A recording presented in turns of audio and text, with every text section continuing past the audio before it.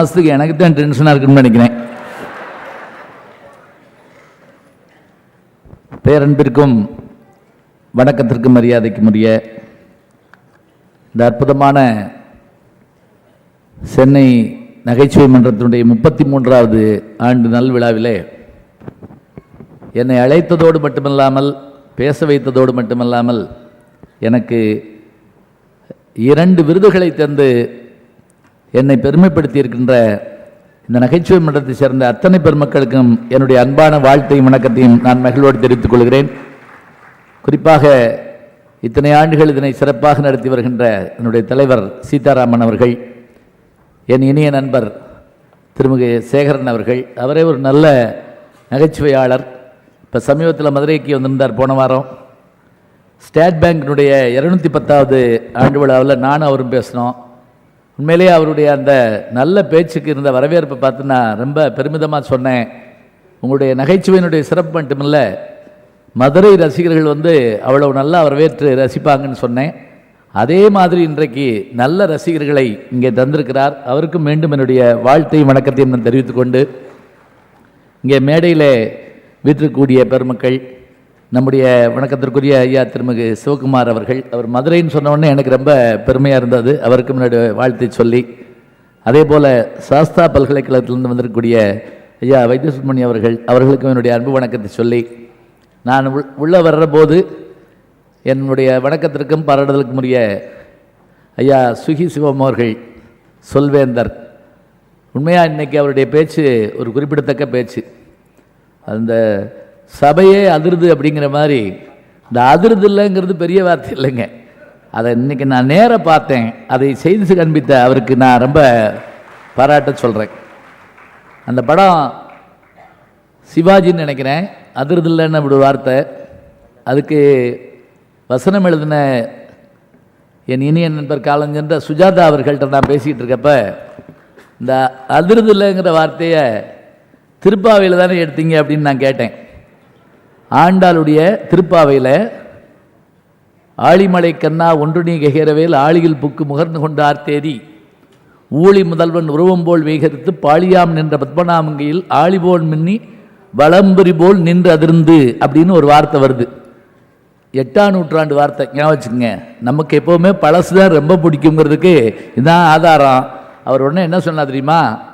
ஆமாம், நம்ம பாட்டன் சொத்தை நம்ம எடுத்துக்கிட்டா என்ன தப்பு அப்படின்னாரு. எவ்வளோ அருமையான வார்த்தை பாருங்க. இந்த கைதட்டின 3 பேருக்கு நன்றி.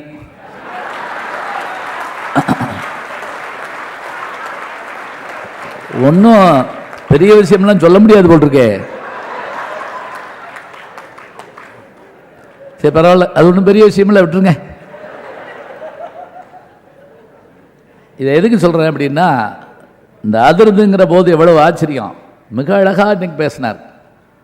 அதோட நாங்கள் நகைச்சுவைகள் சொல்கிறோம், போயிடுறோம். ஆனால் அவர் அதில் என்ன பண்ணுறாருன்னா, அவர் கற்ற கல்வியை பூரா அதில் புகுத்தி பார்க்குறார். திருக்குறளுக்கு என்ன பெருமை தெரியுங்களா? அதுக்கு அவர் திருவள்ளுவர் உரை எழுதாமல் போடணும் தான் பெருமை. எழுதியிருந்தா அன்னைக்கூட முடிஞ்சு போச்சு. எப்படி நீயா நானா தீர்ப்பு சோழனே 9 வருஷம் ஓட்டுறாங்கல்ல, அது மாதிரி இன்னைக்கு வரைக்கும் அது அப்படியே அது பாட்டு போயிட்டே இருக்கு. நீ பேசி சரி வீட்டுக்கு போ, முடிஞ்சு வச்சு, அவ்வளோதான். திருக்குறள் அப்படி உரை எழுதாம விட்டதுனால தான் இன்றைக்கு வரைக்கும் நீங்கள் எதோடு ஒப்பிட்டு பார்த்தாலும் அதில் அறிவியல் வளர வளர வளர ஒப்பிட்டு பார்த்தால் அதில் ஆச்சரியங்கள் இருக்கும். குழந்தைசாமி அவர்கள் விசியாக இருந்தவர், வைஸ் சான்சலராக இருந்தவர். அவருடைய வாழும் வள்ளுவம்னு ஒரு புத்தகம் இருக்குது. எப்போவாது நேரம் இருந்தால் அதில் படித்து பாருங்க. திருக்குறளுக்கு அவர் சொல்லியிருக்க மாதிரியான அறிவியல் உரை, இத்தனைங்க அவர் சயின்ஸ் மேன். அவர் சொல்கிற ஒரு ஆச்சரியம் திருவள்ளுவர் காலத்தில் பொருந்தி வருமா நமக்கு தெரியாது, ஆனால் அப்படி பார்க்கவும் முடியுங்கிறார். அதே போல் ஒரு மருத்துவர் சொல்கிறார், டாக்டர், அவர் சொல்கிறாரு, இதில் சொல்லப்பட்டிருக்க விஷயங்களை பார்த்தா மருத்துவத்துக்கு சரியாக பொருந்தி வருதுங்கிறார். ஒன்றும் இல்லை, அடிக்கடி உடம்பை செக் பண்ணிக்கிட்டா இதே நோய் வராது. இதை நம்ம சாதாரணமாக சொல்கிறதுக்காக டாக்டர் சொல்கிறாங்க. இதுக்கு அப்படியே திருக்குறளில் ஒரு குறள் இருக்கு, எதிர்தா காக்கும் அறிவினார்க்கில்லை அதிர வருவதோர் நோய் அப்படிங்கிறார். எதிர்தா காக்கும் அறிவினார்க்கில்லை. இப்போ உங்களுக்கு பயம் வந்திருக்கும், ஐயோ இதே மாதிரி தான் பேச போறாரு போட்டிருக்கு. ஏன்னா நான் வந்தப்போ 50 பேர் எந்திரிச்சு போய்கிட்டு இருந்தாங்க, நான் பார்த்தேன். ஆமாம், நீங்களும் என்ன பண்ணுவீங்க, 3:30 வந்திருப்பீங்க, மணி 7 ஆச்சு, அப்படியே ஆண்டு கிளம்பிடாதீங்க. நான் கூடிய மட்டும் சுருக்கமாக தான் பேசுவேன். நான் ஒரு விளையாட்டுக்கு அவர்கிட்ட சொன்னேன், சரவண மீனாட்சி டப்பிங் இருக்குன்னு சொன்னேன். அவர் போட்டு உடனே உடைச்சிட்டு அதில் கொடுமையை பாருங்க, அது நாளையிலேருந்து வருது அப்படிங்கிறாரு. அது இந்த நம்ம அந்த சொற்களை கையாளுற போது அது வித்த தெரிஞ்ச மாதிரிங்க. அது கூட இன்றைக்கு பேசின நம்முடைய அருமைக்குரிய நண்பர் மோகன சுந்தரம் அவர்கள், இப்போ நாங்கள்லாம் அமெரிக்காவுக்கு போயிருந்தோம். உண்மையாகவே அத்தனை ஒரு வியப்பு. எனக்கு என்ன ஆச்சரியம்னா, அவர் பேசின போது அது கனடாலும் சரி அமெரிக்காலும் சரி அவ்வளோ ஒரு பெரிய வரவேற்பு இருந்தது. அதிகமாக மேடையில் சிரித்தது நான் தான் அவருடைய பேச்சுக்கு, அவ்வளவு நல்லா இருந்தது. அதே போல் பர்வீன் சுல்தான் அவர்கள் அநேகமாக அவங்க எல்லா இலக்கியங்களும் தொட்டுட்டாங்க. எனக்கு இலக்கியமே இல்லை, நான் சிலபஸ் இல்லாமல் திருறேன். நான் ரொம்ப நல்லா இருந்தது. அவர்களுக்கு என்னுடைய நன்றியை நான் தெரிவிச்சுக்கிறேன். இப்போ நான் சொன்ன மாதிரி ஒவ்வொரு செய்தியை சொல்கிற போதும் எடுத்துக்கிற போதும் அதில் வரக்கூடிய கருத்துக்கள் மற்றவை எல்லாவற்றையும் பார்க்கணும். நான் சொன்னேன் இல்லையா, இந்த சொற்களை கையாள தெரிகிறது எப்படி அப்படின்னா, ஒரு நண்பர் ஒருத்தருக்கு பிறந்தநாள் கொண்டாடினார். அது 39வது பிறந்தநாள். எல்லாருக்கும் கூப்பிட்டு பெரிய பார்ட்டியெல்லாம் கொடுத்து பெரிய கூட்டத்தையே போட்டுவிட்டார். அப்போ எல்லாரும் பாராட்டி பேசுகிறேன்னு வேறு சொல்லி அதில் மைக் பிடிச்ச ஆள்லாம் பேசுகிறத பார்த்தீங்கன்னா, அதில் ஒருத்தர் வந்தவுடனே சொன்னார், 39 வயது, இந்த வயதில் தான் பாரதி செத்தான், இதே வயதில் தான் விவேகானந்தர் செத்தார், ஆனால் அப்படின்னாரு. அப்படின்னு அவனுக்கு உயிர் போயிடுச்சு. இந்த ஆனால எல்லா இடத்துலையும் போடக்கூடாது, ஞாபகம் வச்சுக்கோங்க. ஆனால எங்கன போடணும்னு முதல்ல தெரிஞ்சு வச்சுக்கிறணும். என் நண்பர் நல்லவர், உத்தமர், யோக்கியர், ஆனால் அப்படின்னு என்ன அர்த்தம்? ஆனால் முடிச்ச வைக்கின்னு அர்த்தம். இப்போ நம்ம எங்கன என்ன வார்த்தையை பயன்படுத்தணும்னு நமக்கு தோணும். அவர் சொன்ன விஷயத்தில் தொடர்களை எல்லாம் பார்க்குறப்ப எனக்கே கவலையாக தான் இருக்கும். ஏன்னா 1028வது நாள்லாம் சில தொடர் ஓடுது. இற்றைக்கும் ஏழையல் பிறவைக்கும் இந்த தொடர்கள் வரும்போது எனக்கு தோணுது. பார்த்துக்கிட்டே இருக்காங்க. நான் கூட ஒரு தடவை ஆச்சரியமாக பார்த்தேன், 987 போட்டுருந்துச்சு. இத்தனை நாளாக பார்க்காம போயிட்டோமே அப்படின்னு சொல்லிட்டு உட்காந்து இதை பார்த்துருவோன்னு உட்காந்து பார்த்தேன். என்னதான் அப்படி சொல்கிறாங்க அப்படின்னு. எடுத்தோடனே வழக்கப்படி பாட்டு முடிஞ்சோடனே ஒருத்தர் ஊஞ்சலில் ஆடுறார். ஆடிக்கிட்டே இருக்காருங்க, அவர் பாட்டுக்க ஆடிக்கிட்டே இருக்காரு. ஆடிட்டு ஒரே ஒரு வார்த்தை தான் சொன்னார், சொர்ணம் அப்படி பண்ணியிருக்கக்கூடாது.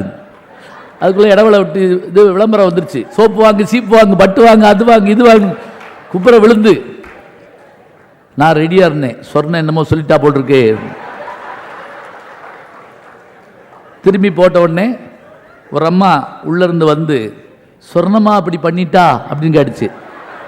இவர் உடனே சொர்ணந்தான் அப்படி பண்ணிட்டா. திருப்பி இடவளை விட்டாங்க. பழையபடி சோப்பு வாங்கு, சீப்பு வாங்குன்னு குதிவிதும் குதிச்சு.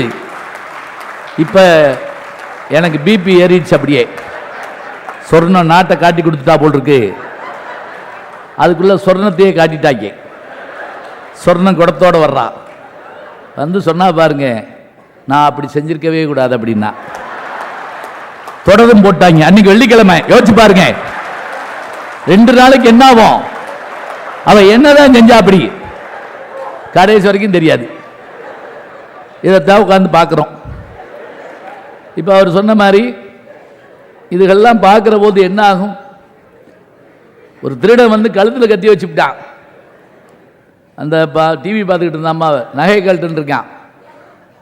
விளம்பரம் வரட்டும், உட்காந்து பாரு. ஏன்னா பெருமையாக சொல்கிறார் ஒருத்தர், எனக்கு விளம்பரம் தாங்க சோறு போடுதுன்னாரு. நான் ஆச்சரியப்பட்டேன், விளம்பர கம்பெனியில் வேலை பார்க்குறீங்களான்னு. அதெல்லாம் ஒன்றும் இல்லை. முதல் விளம்பரத்தப்ப தட்டை கொடுப்பாங்க, 2வது விளம்பரத்தில் சோறு போடுவாங்க, 3வது விளம்பரத்தில் குழம்பு ஊற்றுவாங்க, 4வது விளம்பரத்தில் மோர் ஊற்றுவாங்க, நல்ல வேளை பால் ஊற்றுவாங்க அப்படின்னு சொல்லலாம் போனான். இப்படித்தான் நான் சாப்பிட்டுக்கிட்டு இருக்கேன். எப்படி இருக்கு? இதையும் தாண்டி வரணும். இதெல்லாம் இன்றைக்கு விருது பெற்ற எல்லாரும் இங்கே உட்காந்துருக்கிறாங்க. நான் வந்தபோது பார்த்தேன், அந்த முதல் நிகழ்ச்சியில் நான் வந்திருந்தேன்னா முதல்ல ஒரு விருது வாங்கி இருந்திருப்பேன். பரவாயில்ல, சேர்ந்து கொடுத்துட்டாங்க. சிவகுருநாதன் வந்திருக்கிறாரு, இப்போ எல்லா நண்பர்கள் எல்லாரும் வந்திருக்கிறாங்க.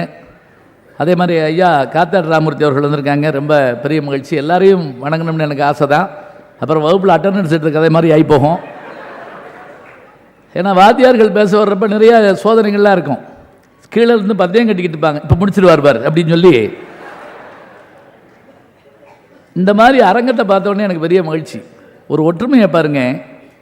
இந்த அரங்கம் 2500 பேர் என்னமோன்னு சொன்னார். 2500 பேர். எனக்கு ஒரே ஒரு கவலை என்னென்னா, அந்த ஜிம்மி சிப்புன்னு ஒரு கேமரா போடுவாங்க, அது போட்டிருந்தா அங்கே மேலே உட்காந்துருக்கவங்க முகமாவது கீழே தெரிஞ்சிருக்கும். ஒருத்தர் முகமும் தெரியல பாவம்.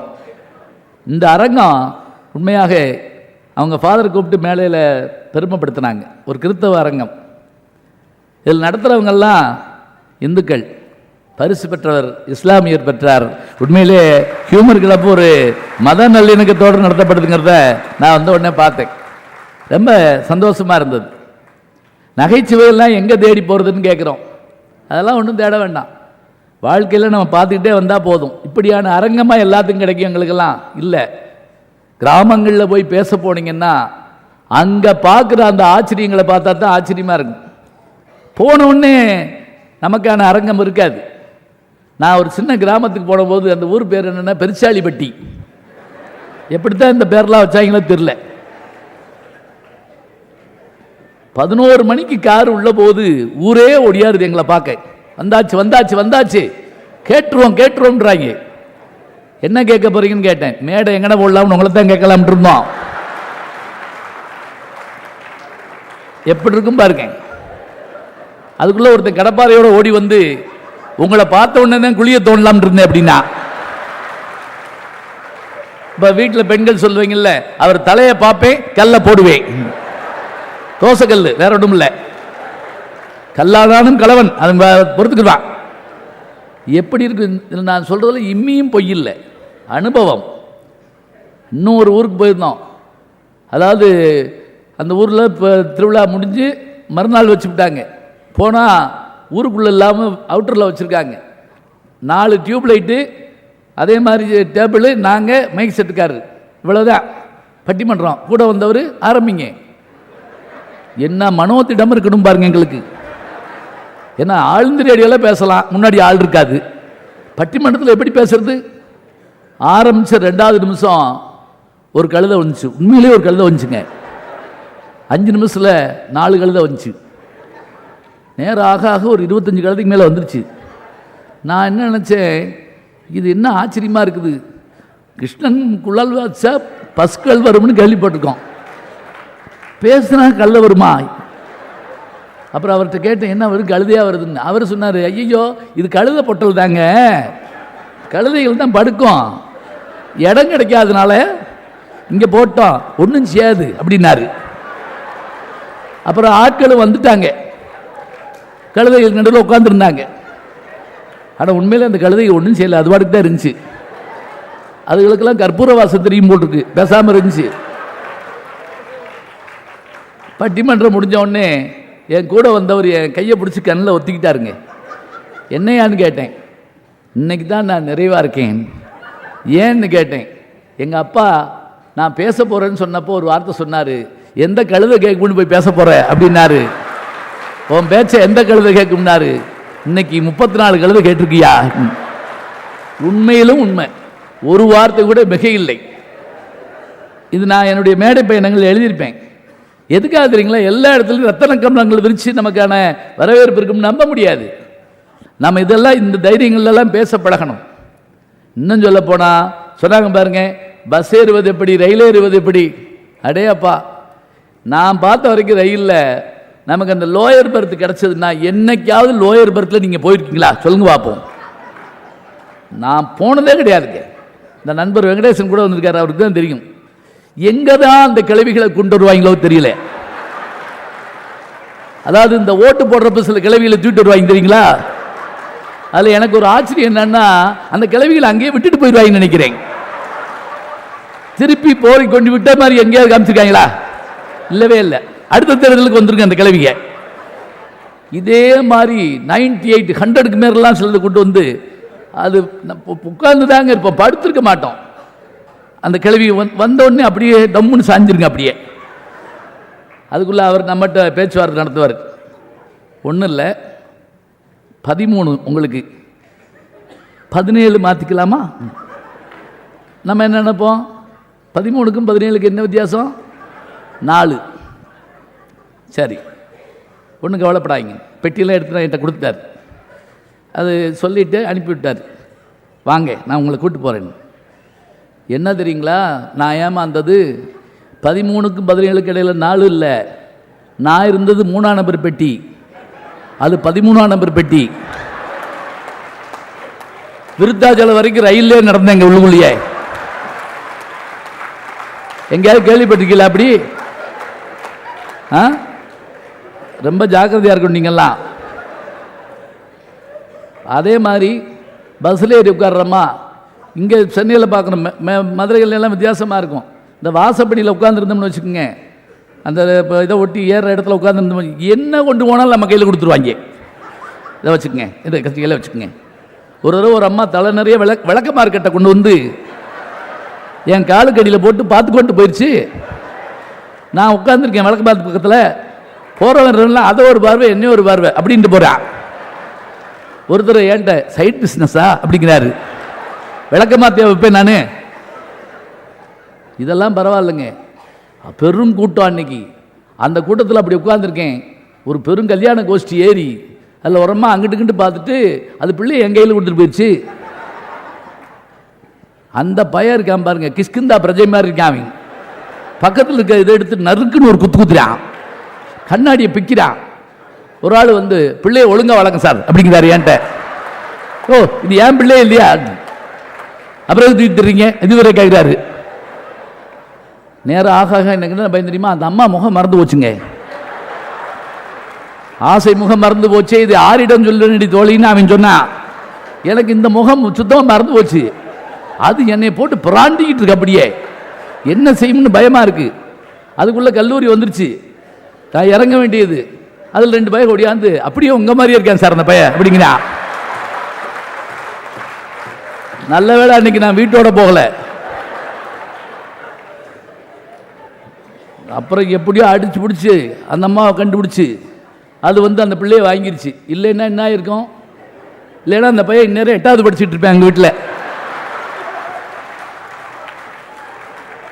இதெல்லாம் நீங்கள் பார்த்தா தான் அதனுடைய கஷ்ட நஷ்டங்கள் எல்லாம் தெரியும். பயணப்படுறதுன்னா அவ்வளோ ஈஸின்னு நம்ம நினைக்கிறோம்.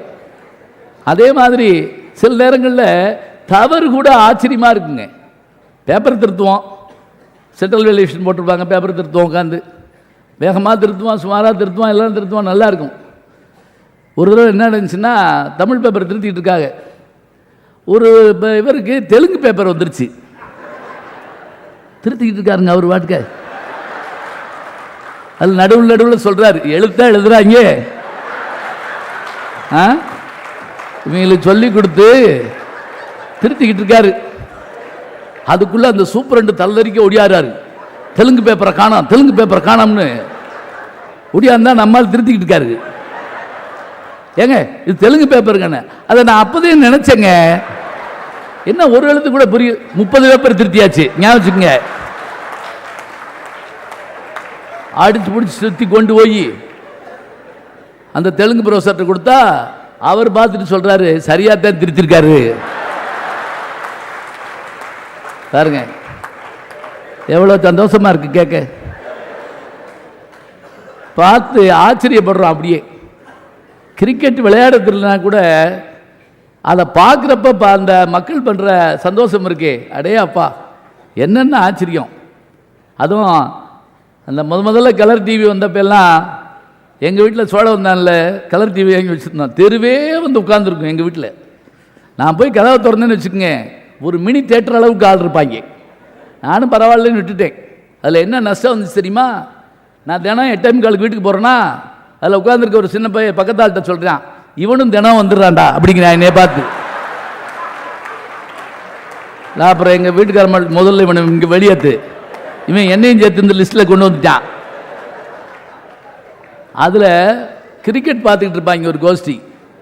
இந்த காலையில் நடந்த விளையாட்டுக்கு சாயங்காலம் ஹைலைட் போடுவாங்க.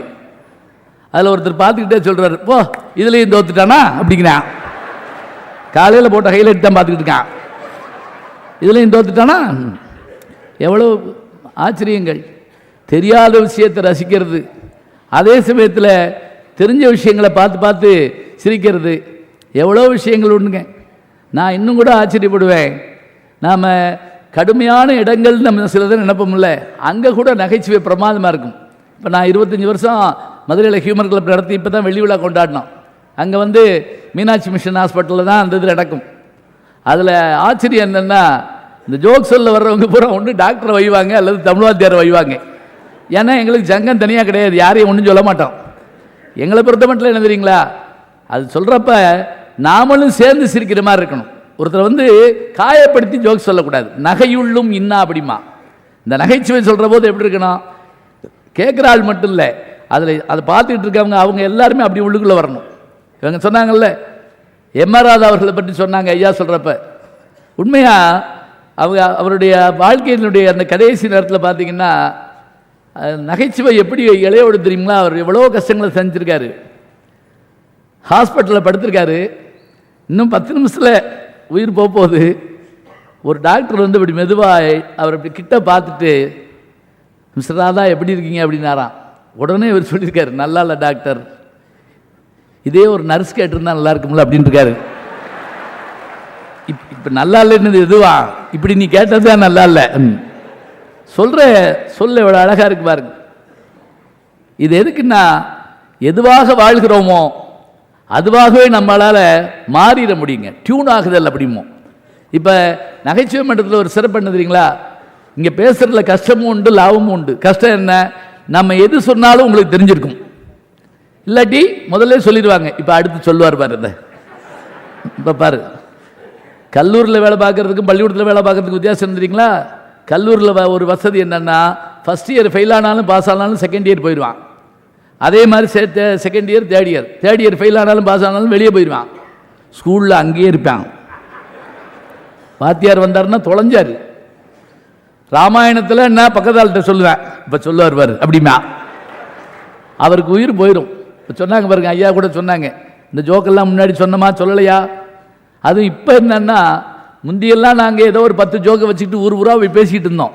இப்போ நடக்கலை ஒன்றும். எல்லாம் வாட்ஸ்அப்பில் பின்னி எடுக்கிறாங்க, அப்படியே எதுவுமே நிற்கல. தத்துவ வித்தக தண்டி அலங்காரம் எல்லாமே வந்துக்கிட்டு இருக்கு. எனக்கு காலையில் எழுந்திரிச்ச உடனே நான் பல்லு விளக்குறேன்னு இல்லையோ செல்லு விளக்கிட்டு இருக்கேன் அப்படி உட்காந்து. இதுதான் வேலை எனக்கு. அதே மாதிரி பெண்கள் வாசலில் கோலம் போடுறீங்களோ இல்லையோ அப்படி ஒரு கோலம் போட்டுக்கிட்டு இருக்கீங்க. ஏதாவது செல்லில் கோலம் போடுறது தெரியுதுல, என்னன்னு பாஸ்வேர்டு எல்லாம் புதுசு புதுசாக வந்துருச்சு. இத்தனையும் பார்த்து இதில் தெரிஞ்சுக்கிட்டு, எனக்கு ஒரு 20 வருஷத்துக்கு முதல்ல ஒரு அனுபவம் என்னென்னா, மதுரையில் பேசுகிறேன், பேசி முடிச்சுட்டு மறுநாள் சேலத்துக்கு போயிட்டேன்.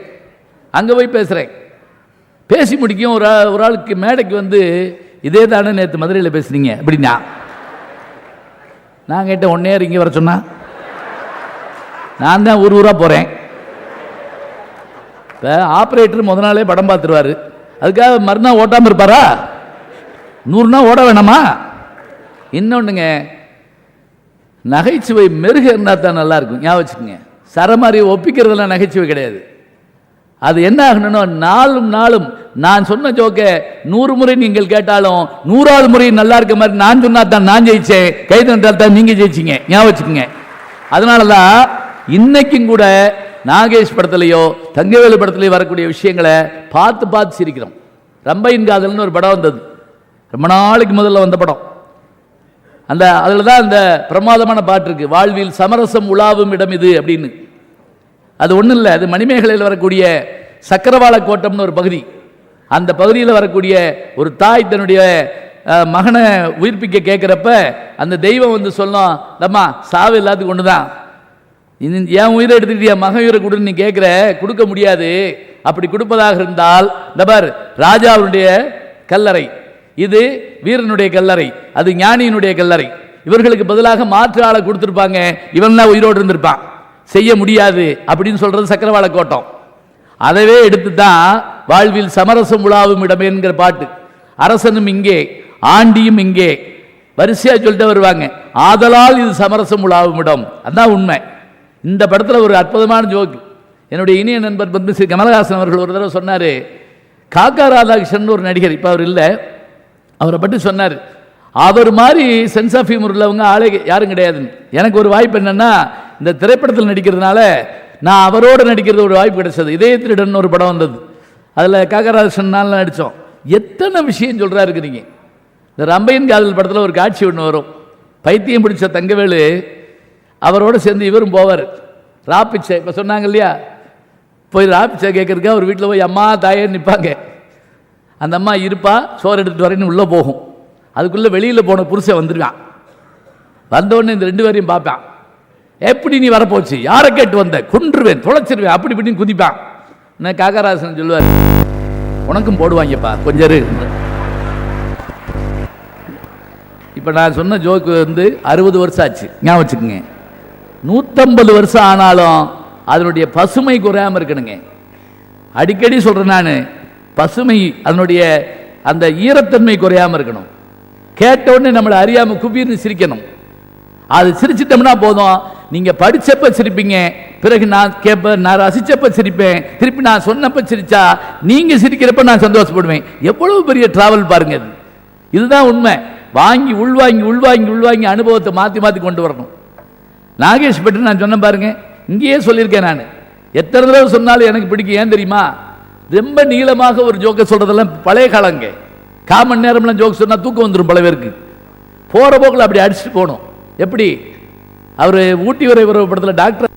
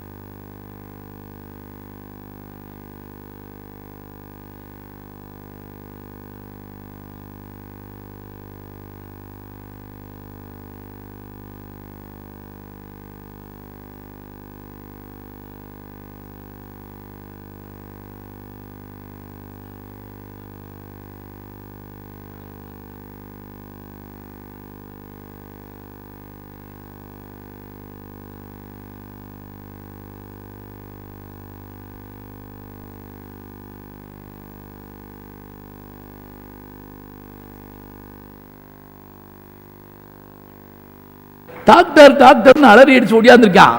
என்னடா இருக்கா டாக்டர், லட்சுமியோட மருந்தை மாற்றி கொடுத்து விட்டீங்க, என் பேர் சுப்பிரமணி, சாக போறேன், நெஞ்செரியுது, கண்ணடைக்குதுன்னு. இந்தா பேசாம இருக்குண்டா, கொண்டு பாட்டில் கொடு. அதை வாங்கின. உன் பேர் என்ன?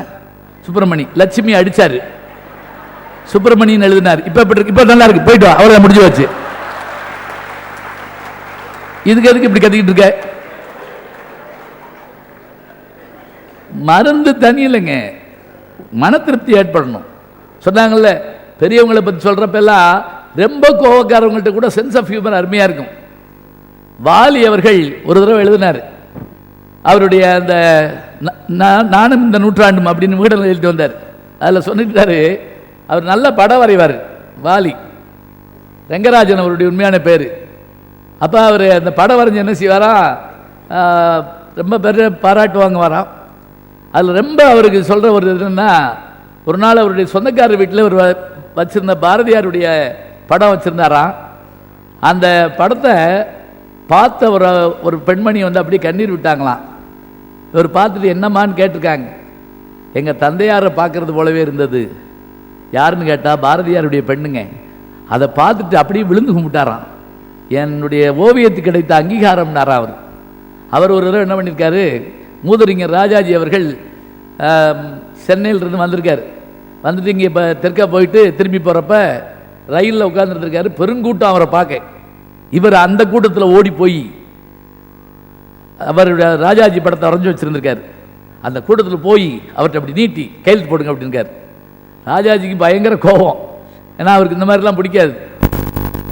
உடனே இந்த கூட்டத்தில் வந்து கேட்குறியே, இல்லை போடுங்க போடுங்கன்னு வாங்கி என்னமோ மாதிரி போட்டிருக்காரு. உடனே வாலி கோபமாக கேட்டாராம், இது உங்கள் கையெழுத்து மாதிரியே இல்லையே அப்படின்னு இருக்காரு. இந்த படம் கொடுத்தா என் மாதிரி இல்லை, அதுக்கு என்ன பண்ண சொல்கிற, எப்பவும் போடுற கையெழுத்து மாதிரி இல்லையே. இந்த படம் கொடுத்தா என் மாதிரி இல்லை. எவ்வளோ அழகான விஷயம் பாருங்க. கோபம் வர்ற போது கூட அந்த கோபத்தை வெளிப்படுத்துகிறப்ப அதை ஒரு நல்ல நகைச்சுவையா அடிக்கடி கேட்பாங்க, உங்கள் வீட்டில் சண்டையெல்லாம் வராதா? வரதாங்க செய்யும். 1330வது திருக்குறள் என்ன? ஊடுதல் காமத்திற்கு இன்பம், அதற்கு இன்பம் கூடி முயங்க பெறின். சொல்ல சொல்ல எந்திரிச்சு போயிட்டே இருக்காங்க. நீ எந்த பாட்டு சொன்னப்ப எந்திரிச்சு வந்த அப்படின்னு சொல்லி. இந்த குறளுக்கு பொருள் வேற ஒன்றும் இல்லைங்க. சொல்ல வர்ற வார்த்தை என்னன்னா, சிறு சண்டை வந்துருச்சுன்னா அந்த சண்டைக்கு பிறகு ஒரு சந்தோஷம் வருது பாருங்க, அதுக்கு ஈடு இணை எதுவுமே இல்லைங்கிறாங்க. சிறு சண்டை வரணுமா குடும்பத்தில்? சண்டையே வராது, கிடையவே கிடையாது. அப்படி இருக்கவும் முடியாது. சண்டை வரணும். இன்னும் சொல்ல போனால் அப்படி இருக்க குடும்பம் ஒருபோதும் பிரியாது. சண்டையும் சச்சரவுகளும் கோபமும் மகிழ்ச்சியும் ஊடலும் இன்பமும் எல்லாம் இருக்கணும். இப்போ நிறைய டைவர்ஸ் காரணம் என்ன தெரியுங்களா? இந்த 30 வருஷம் பேச வேண்டியதை 3 நாளில் பேசிடுறாங்க செல்லில். போதும் போ, நீ உன் வேலையை பாரு, நான் என் வேலையை பார்க்குறேன். அவ்வளவு பேசவும் கூடாதுங்க. கொஞ்சமாக பேசும். முதல் இரவில் ஒருத்தன் கேட்டிருக்கான், என்னை உனக்கு பிடிச்சிருக்கா? நீ பிடிச்சஎன்ன பிடிக்கலன்னு என்ன? கல்யாணம் ஆகி கதவை சாத்தி விட்டாங்க. அவ செல்லம்மா போ பைத்தியம் அப்படின்னா, உனக்கு எப்படி தெரியும் அப்படின்னு இருக்கான். ஒரு 6 மாதம் பைத்தியக்கார ஆஸ்பத்திரி இருக்கான். அவ சொன்னா, நானும் அதே ஆஸ்பத்திரி தான், நீ 7ஆம் நம்பர் வார்டு, நான் 3ஆம் நம்பர் வார்டு, குடும்பம் சிரிப்பா சிரிக்கும், கவலைப்படாத அப்படின்னா. சின்ன விஷயங்கள் தான். சண்டை வரும், பிறகு ஏற்படுற மாற்றம் எவ்வளோ அழகாக இருக்கும். விசா காண்டேகர் அழகாக எழுதுவார், கவலை என்ற காகம் என் தலைக்கு மேலே பறப்பதை பற்றி நான் கவலைப்பட மாட்டேன். கவலை என்ற காகம் அல்லது பறவை என் தலைக்கு மேலே பறப்பதை பற்றி நான் கவலைப்பட மாட்டேன். ஆனால் ஒருபோதும் என் தலையில் அது கூடு கட்ட நான் அனுமதிக்க மாட்டேன். அதான் சிறப்பு. கவலை பறந்து போயிடணும். கவலைகள் கிடக்கட்டும், மறந்து விடு, காரியம் நடக்கட்டும், துணிந்து விடு. இந்த பாட்டு எழுதுன யார் தெரியுங்களா? மாயவநாதன் என்ற ஒரு அற்புதமான கவிஞனுங்க. சில பாடல்கள் தான் தமிழ் பட உலகில், ஆனால் நிலையான பேர் மாயவநாதனுடைய பேர். இன்னொரு அற்புதமான பாட்டு, தன்னிலவு தேனிரைக்கேன்னு ஒரு பாட்டு வரும். படித்தால் மட்டும் போதுமா படத்தில். இந்த கவிதைகளை நம்ம எதுக்கு சொல்றதுங்களா? கவலைகள் கிடக்கட்டு, மறந்து விடு, காரியம் நடக்க. இந்த பாட்டில் ஒரு அற்புதமான வார்த்தை ஒன்று வருங்க. என்ன அப்படின்னா, கற்றவன் கலங்குதல் அழகாமோ அப்படிம்பார். படித்தவன் கவலைப்படக்கூடாதியா. சில பேர் தந்தியை பிரிக்காமலே அழுவாங்க, பார்த்துருக்கீங்களா? கிராமம் இப்போ நல்ல வேலை தந்தியே இல்லை. தந்தியை பிரிக்கவே மாட்டாங்க. அதுக்குள்ள ஒரு அம்மா குடத்தை போட்டு ஓடியார், அந்த செவத்த பையெல்லாம் செத்து போயிட்டா அப்படின்னு வரும். எங்கள் ஊரில் நடந்தது. எல்லாரும் ஊருக்கு போயிருந்தாங்க. நான் எங்கேயோ வெளியில் போயிட்டு வீட்டுக்குள்ளே வந்துக்கிட்டு இருக்கேன். தெருவே எங்கள் வீட்டு வாசல் நிற்குது. ஒன்றும் இல்லை, தந்தி ஒன்றுருக்காங்க. பிரிச்சா அந்த சோக செய்தி என்கிட்ட எப்படி சொல்றதுன்னு கண்ணீர் மல்க நிற்கிது அந்த பொம்பளைய. அப்படிலாம் ஒன்றும் இல்லை, கூட்டம் கேன்சல்னு போட்டிருக்காங்க. நான் எப்படி? நான் தான் அழுகணும். அவங்க எல்லாம் சேர்ந்து அழுதுகிட்டு இருக்காங்க. சின்ன சின்ன விஷயங்களுக்கு அறியாமையில் ஏற்படக்கூடிய குழப்பம் இருக்குல்ல, இதெல்லாம் மாற்றலாங்க. நல்ல விஷயங்களை படிக்கிற போது சொர்க்கம் நரகம் என்று யார் பார்த்தா சொல்லுங்க பார்க்கும். போயிட்டு வந்து எவனாவது பேட்டி கொடுத்துருக்காங்க நம்ம ஊரில்? சொர்க்கம் சூப்பராக இருக்கு, போய் இறங்குவோமே, ரம்பா ஊருசி மேனகெல்லாம் மாமா மாமான்னு ஒடியார் ஆளுக்காரு. அவெல்லாம் எப்படி கிளவியோ யாரு கண்டா? ஆனால் எது சொர்க்கம் தெரியுமா? இப்போ யோசிச்சு பாருங்க.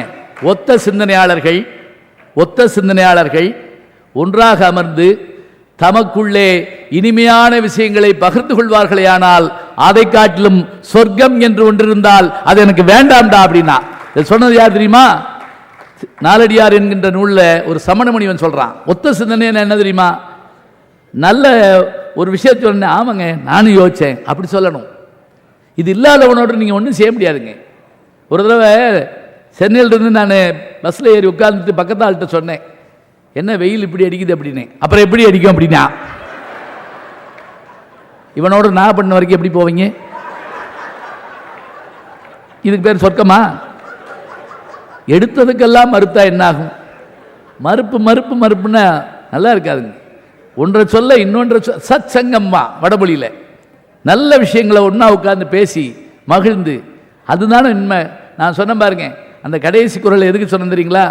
ஊடுதல் காமத்திற்கு இன்பம்னு. சிறு சண்டைகளால் ஏற்படக்கூடியவை. மாற்று என்னன்னா, ரெண்டு பேருமே அன்னைக்கு பூராமே சே நான் செஞ்சிருக்க கூடாதோ, ஐயோ நான் இப்படி செஞ்சிருக்க கூடாதோ, நான் கொஞ்சம் விட்டு கொடுத்துருக்கலாமோ என்று அந்த ஒரு டைலமா மனசுக்குள்ள இருக்கும் இல்லையா?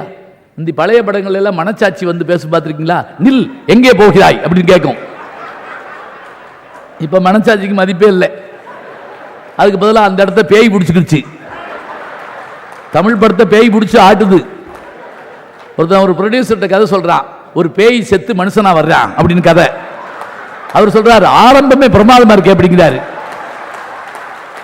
அது ஒண்ணுதான் பாக்கி. ஒருத்தன் படம் பார்த்துக்கிட்டு இருந்தப்ப திடீர்னு எந்திரிச்சு போய் ஆபரேட்டர் சொல்லிருக்கான், எனக்கு பயமா இருக்கு அப்படின்னு இருக்கான். என்னடா அப்படின்னு இருக்காரு அவரு. பின்னாடி இருந்து தள்ளி உட்காருன்னு சத்தம் கேட்குன்னு. ஏன் சனியனே தள்ளி உட்கார வேண்டியதானே, அதுக்கு ஏன்ட்ட வந்து சொல்ற? இல்ல நான் தான் கடைசி சீட்டு அப்படிங்கிறா. செவத்துக்குள்ள இருந்து சத்தம் கேட்டிருக்கு. எவனோ அங்கேயே செத்துருக்கான் படம் பார்த்து. அப்படியே ஆவியா அலையிறான். என்ன செய்யலாம்? முந்தியெல்லாம் பேய்க்கு சொன்னா பிள்ளைய பயப்படும். வேப்பமர உச்சியில் நின்று பேய் ஒன்று ஆடுதுன்னு விளையாட போகும்போது சொல்லி வைப்பாங்க, உன் வீரத்தை கொழுந்திலேயே கிள்ளி வைப்பாங்க. அந்த வேலையற்ற வீணர்களின் மூளையற்ற வார்த்தைகளை வேடிக்கையாக கூட நம்பி விடாதே, வீட்டுக்குள்ளே விழுந்து கிடந்து வெம்பி விடாதேன்னு பட்டுக்கோட்டை சொன்னார். அதெல்லாம் பழசுங்க. இப்ப பேயினாலே சிரிச்சு உருண்டுறாங்க. அதான் மனோபாலா சொன்னாரு, பேய் இருக்கோ இல்லையோன்னே அந்த படத்தில் நான் இருக்கேன்னே அப்படின்னாரு. எல்லாரையும் கடவுள் தான் வாழ வைப்பாரு, என்னைய பேய் வாழ வைக்குது, 37 படத்தில் நான் நடிக்கிறேன் அப்படிங்கிறாரு.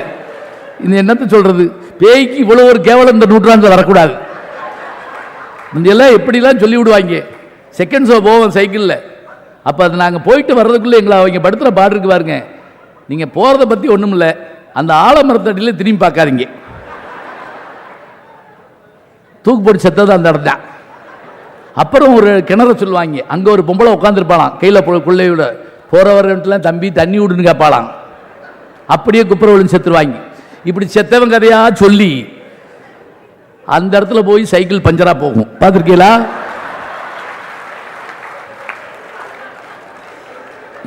பார்த்து இதெல்லாம் இந்த நூற்றாண்டில் இதெல்லாம் இழந்துட்டாங்க.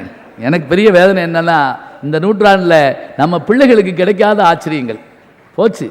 ஏன் இன்னும் கூட யோசிச்சு பாருங்க, மேட்னி ஷோவுக்கு போவோமே சைக்கிள் எடுத்து, இந்த சைக்கிள் எடுத்து போகிற வேகம் மேட்னி ஷோவுக்கு ஓடி விறுவிறுக்க நின்று சைக்கிளை எரிஞ்சிட்டு டிக்கெட்டை வாங்கிட்டு அந்த ஸ்க்ரீனை திறந்து அப்படியே நிற்போம். இருட்டில் ஒன்றும் தெரியாது. அதில் சில பேர் அங்கிட்டு திரும்பி பார்த்து சினிமாவை காணோம் அப்படிமா, படம் இங்கிட்டு ஓடிட்டு இருக்கோம். அது மணிரத்னம் படம்னு வச்சுக்கோங்க, எப்போ போட்டாங்கன்னு தெரியாது. இப்ப இன்னொரு விஷயம் என்னன்னா, வெறும் தரையில படி மாதிரி நடந்து வருவாங்க. அப்படி காலை தூக்கி நமக்கு தான் தெரியும், ஏன்னா நம்ம உட்காந்து பார்த்துக்கிட்டு இருப்போம். அங்க படியும் இல்லை, ஒரு மண்ணும் இல்லை. அதுல சில பேர் தடிக்கு விழுந்து ஐயப்பன் கோயிலுக்கு மாலை ஓட்ட மாதிரி எல்லாரும் தொட்டு கும்பிட்டுக்கிட்டே போவாங்க. அப்படியே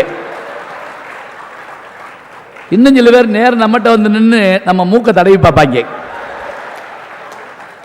ஆள் இருக்கா அப்படிமா, என்ன மூக்கு இருந்தா ஆள் இருக்க மாட்டானா? நமக்கு என்ன கோபம்னா, அதுக்குள்ள 2 சீனை மறைச்சு விட்டான். ஆனா இங்கெல்லாம் பரவாயில்லைங்க.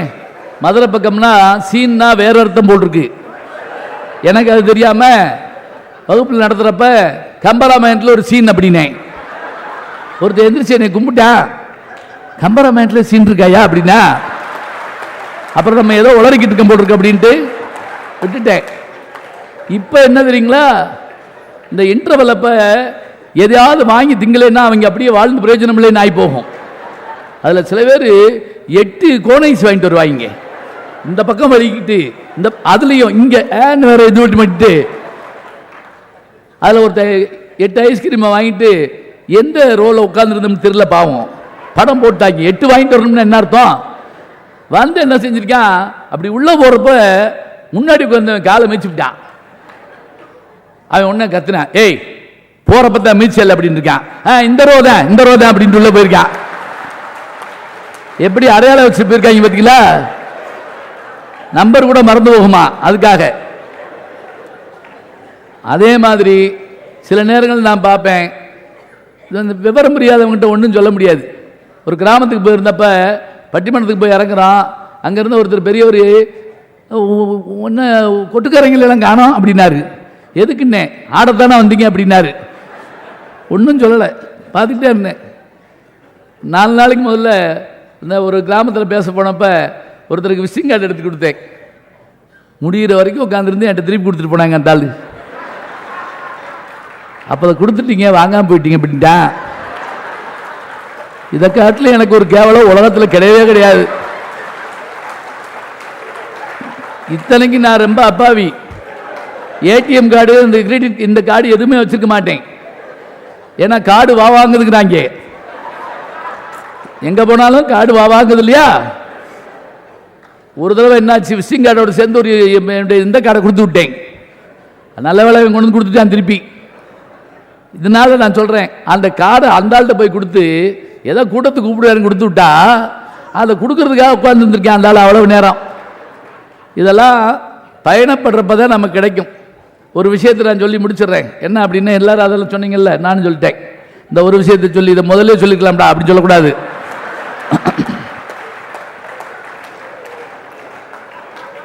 அந்தந்த ஊருக்கு போற போது அந்தந்த சூழலுக்கு ஏற்ற கவிதைகள் சொன்னா நல்லா இருக்கும். இப்ப இந்த வெள்ளம் வந்த நேரத்தில் என்ன பாடுபட்டோம் அப்பா, நாங்களும் வந்து மாட்டினோம். எனக்கு வினைய பாருங்க, நான் பாட்டுக்கு மதுரையில் இருக்க வேண்டியதானே, டிவியில் முறுக்கு தின்னுக்கிட்டே பார்த்துக்கிட்டு இருந்துருக்கலாம்ல. வந்து அன்னைக்கு குவைத்து போக வேண்டியிருந்துச்சு. இங்கே பொண்ணு வீடு இங்கே மேடவாக்கத்தில் இருக்கு, மனைவி அங்கே இருந்தாங்க. அவங்கள கூட்டிகிட்டு குவைத்துக்கு போனோம். ஏர்போர்ட்டை முடியாச்சு. அவங்கள கூட்டிகிட்டு வரதுக்குள்ளே நான் பட்ட பாடு பெரும்பாடாகி போய் பெங்களூருக்கு போனோம். ஒரு வழியாக போயிட்டோம், குவைத்துக்கு போயிட்டோம். அன்னைக்கு அந்த ஒருத்தர் கவிதை வச்சார், எனக்கு ரொம்ப பிடிச்சிருந்தது. சொல்றாரு, நடந்து வர வேண்டிய தூரத்தை நீந்தியும், சென்னையில் நடந்து வர வேண்டிய தூரத்தை நீந்தியும் நீந்த வேண்டிய கடலை பறந்தும் வந்த உங்களுக்கு பாராட்டு அப்படின்னாரு. நான் சொன்னேன், வந்து பார்த்துருக்கணும் மகனே நீயே. அதில் இன்னொருத்தர் வந்தாரு, அழகா கவிதை பாடினாரு. ஏன் மலையே, மலையை பார்த்து சொல்றாரு, அப்பாவி சென்னை மக்களை பாடாய்படுத்தி விட்டாய், தைரியம் இருந்தால் ராமநாதபுரத்து பக்கம் வந்து பார் அப்படின்னாரு. அது என்ன அர்த்தம், அந்த ஊர்ல மழையே பெய்யாது, இன்னொன்னு எங்க ஊர் பக்கம் வாடா பார்ப்போம் அப்படிமோம்ல. அந்தந்த சூழலுக்கு சொன்ன அழகா இருக்கும். பனி பெய்கிற நேரத்தில் போய் மாட்டிக்கிட்டோம்னா கஷ்டம். இப்போ நாங்கள் அவங்க போய் கனடாவில் அந்த மாதிரி தான், விழுகாத ஆள் இல்லை. என்னன்னா அடுத்த ஆள் விழுகிறப்ப அப்படி சந்தோஷமா இருக்குதுங்க. அப்புறம் நம்மளும் விழுந்த பிறகு தான் தெரியுது என்னன்னு. விடாமல் பனி கொட்டிகிட்டு இருக்க நேரங்களில் பெரிய கஷ்டம். வாஷிங்டன் போயிருந்தேன். நண்பர் ஒருத்தர் என்னை கொண்டு வந்து லைப்ரரியில் விட்டுருவார், சாயங்காலம் கூப்பிட்டு வருவார். சாயங்காலம் 2 பேர் வந்தோம். வந்தா எல்லா காரும் அப்படியே பனியில் உறைஞ்சி நிற்கிது. எது அவர் காருன்னு தெரியல. இப்போ என்ன பண்ணுறது, என் நடுங்குது அப்படியே. நான் கூட இது சீட்டு கொடுக்க வந்துச்சாக்குன்னு நினச்சேன். ஏன்னா இந்த இது கவனமாக இருக்கணும். சில பேர் அது சொல்ல முடியாமல் இங்கே அழுதுகிட்டே நிற்பாங்க, அப்படியே பாவம்.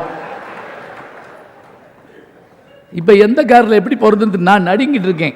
அவர் சொன்னார், ஒன்றும் கவலைப்படாங்க, எனக்கு நல்ல ஞாபக சக்தி அப்படின்னு சொல்லி அப்படியே போய் அப்படின்னு பனி மூடி இருந்த ஒரு கார் இருக்கு இல்லையா, அதுக்கு பையில இருந்த ஒரு தகரம் ஒன்று எடுத்தார். இது டெய்லி நான் செய்வேன் அப்படின்னு சொல்லி அம்புட்டி உரசி என்கிட்ட ஒன்று கொடுத்து நீங்கள் உரசுக்கன்னாரு. நானும் அம்புட்டு உரசி இப்போ பாருங்க அப்படின்னு ரிமோட்டை அமுக்குனாரு. கிங்க்குன்னு அந்த கார் கத்துது. இன்னொரு வரைக்கும் எவன் காரையே சுரண்டி இருக்கோம் நாங்கள் 2 பேரும் சேர்ந்து. இப்போ போனப்ப கேட்டேன், இப்போ என்ன பண்ணுறீங்கன்னு. திருந்திட்டேன். நம்பரை மாத்திரம் உரசுவேன், நம்மதில் என்ன போயிடுவேன். இது அங்கே நாங்கள் சொன்ன போது என்ன சந்தோஷம் தெரியுங்களா, அது அங்கே இருக்கக்கூடிய அந்த சூழலுக்கு ஏற்ற ஒரு ஜோக் சொன்னால் அவ்வளவு நல்லா இருக்கும். பார்க்கிங் கிடைக்கிறதுங்கிறது இப்போ நம்ம ஊர்லேயே வந்துருச்சு. இனிமேல் நான் கூட சொல்கிறேன், ராசி பலன்லாம் அதை கூட சேர்த்துக்கலாம். உங்களுக்கு அது நடக்கும், இது நடக்கும், உங்களுக்கு பார்க்கிங் உடனே கிடைக்கும். விருச்சக ராசி நேயர்களே, போற இடத்துலலாம் உங்களுக்கு பார்க்கிங் கிடைக்கும். அமெரிக்காவில் பாப் ஹோப் என்கின்ற ஒரு அற்புதமான ஹியூமரிஸ்ட் ஒரு முறை சொன்னாராம். எப்படி நண்பர்களுக்கு ஃபோன் பண்ணியிருக்காரு, எனக்கு போன உடனே பார்க்கிங் கிடைச்சிருச்சு, எல்லாரும் பார்ட்டி விடுங்கிட்டு இருக்காங்க. அதில் ஒருத்தன் கேட்டான், எப்படி கிடைச்சிச்சுன்னு இருக்கான். பார்க் பண்ண ஒரு காரை விலைக்கு வாங்கிட்டேன். சிம்பிள், அதான் இருக்கிறதுலையே. இல்லைன்னா பார்க்கிங்கில் சுற்றி சுற்றி வந்துக்கிட்டே இருக்கணும். அது 1 வே 2 வேங்கிற மாதிரிலாம் இருக்குல்ல, எத்தனை இருக்கு, எவ்வளோ விஷயங்கள்ங்க. எத்தனை கோடி இன்பமைத்தாய் எங்கள் இறைவா, வறுமையில் தான் வாழ்ந்தான் புலவன் பாரதி. ஆனால் அவன் பார்த்ததெல்லாம் சந்தோஷமா இருந்தது. நமக்கு அதுதாங்க. நாம் பார்க்கின்ற கண் கொண்டு பார்க்கணும். ஒரு பாறைக்குள்ளேயோ ஒரு மரத்துக்குள்ளேயோ சிற்பம் இருக்குது என்பதை அந்த சிற்பியை கண்டு கொள்வதைப் போல வாழ்க்கையில் பல இடங்களில் அற்புதங்கள், அருமைகள் 1000 இருக்குது. நாம் பார்க்கணும், நாம் தெரிஞ்சுக்கிறணும். ஒன்றும் இல்லை, நான் முதல்ல சொன்ன பாருங்க, ஆஸ்பத்திரியில் கடுமையான இடம் தான், ஆனால் அந்த இடத்துலையும் நல்ல நகைச்சுவைகள் உண்டு. ஒரு 50 வருஷத்துக்கு முதல்ல எங்கள் அப்பாவை கூட்டிகிட்டு நான் பெரியாஸ்பத்திரிக்கு போயிருந்தேன். பயங்கர கூட்டம், கண் செக்கப்புக்கு போயிருக்கோம். கூட்டம்னா ஒரு 500 பேர் ஒரு கியூவில் நின்றுட்டு இருக்காங்க ஓபியில். ஒரே ஒரு கம்பவுண்டர் பாவம், அவர் என்ன பண்ணுவார், டென்ஷன், அப்படி டென்ஷன், உட்காரு, திரும்ப கொன்றுவேன், கண்ணை தோண்டிடுவேன், அதுக்கு தான் வந்திருக்காங்க கண் ஆபரேஷனுக்கு. இதில் வரிசையில் நின்றுட்டு இருக்கோம், படி, உட்காரு. அதில் ஒரு கிழவனார் எங்கள் அப்பாவுக்கு முன்னாடி போனவர், போன உடனே கா ஊரு ஆ அப்படின்னு வாய்ச்சாரு. அந்த கம்பவுண்டர் அங்கேருந்து வந்தார், இங்கே இன்னும் நான் போர்டே மாட்டலை. இவர் பயத்தில் என்ன பண்ணிவிட்டாரு, அந்த முதல்ல சொன்னவர் இருக்குல்ல, காது கேட்கும் இல்லையா, அதை பூரா மனப்படம் பண்ணி வச்சிருந்திருக்காரு. எதுக்கு போய் அவன்கிட்ட வை வாங்குவானே அப்படின்ட்டு. என்னது சொல்றது, எங்களை பற்றியும் டாக்டர்களை பற்றியும் சொல்லிட்டு இருந்தா சொல்லிக்கிட்டே இருக்கலாம். ஒருத்தர் என்ன பண்ணியிருக்கான், டாக்டர் சீட் எடுத்துட்டு ஊரே ஓடிட்டு திரும்பி ஓடியாந்துருக்கான். இந்த மருந்து எங்கேயும் கிடைக்கல டாக்டர். அவர் பார்த்துட்டு பேனா எழுதுதான்னு பார்த்தேன், கொண்டு போயிட்டேக்கான். அவர் எந்த எழுதி பார்த்துருந்துருக்காரு. நல்ல வேலை அதுக்கு மருந்து கொடுக்காமட்டாங்க. யோசிச்சு பாருங்க, இதை நீ 3 நேரம் சாப்பிட்றனா என்ன இருந்திருக்கும். ஆச்சரியமான விஷயங்கள். நல்ல அற்புதமான மருத்துவர்கள் நமக்கு தெரியும், நல்ல நமக்கு வேண்டிய உயிரை காப்பாற்றக்கூடிய மருத்துவர்கள். சில பேர் ரொம்ப ஜாலியாக இருப்பாங்க. இன்னும் சில பேர் பேசிகிட்டு இருந்த மருந்து வேண்டாங்க போங்க சரியா போச்சும்பாங்க. நான் ஒரு டாக்டர்கிட்ட போயிருந்தேன், உட்காருங்க உட்கார்ந்தேன், திரும்புங்க திரும்பினேன், இருமுங்க இருமுனேன், சட்டை கழட்டுங்க கழட்டி கக்கத்தில் வச்சுக்கிட்டேன், சொல்லுங்க என்ன செய்யுதுன்னாரு. இதை முதல்ல கேட்டுக்க வேணாமா? அப்புறம் நான் சொன்னேன், நான் உங்களுக்கு கல்யாண பத்திரிக்கை கொடுக்க வந்தேன் அப்படி சொன்னேன். அப்படியா, சரி சரி, இனிமேல் நீங்கள் எப்போ இருந்தாலும் ஏன்னு தான் வரணும்னாரு. எனக்கு யார் இருக்கா, நீங்கள் தான் இருக்கீங்கன்னு சொன்னேன். இது மாதிரி சிரிச்சுக்கிட்டு இருங்க. நல்லது, நன்றி, வணக்கம்.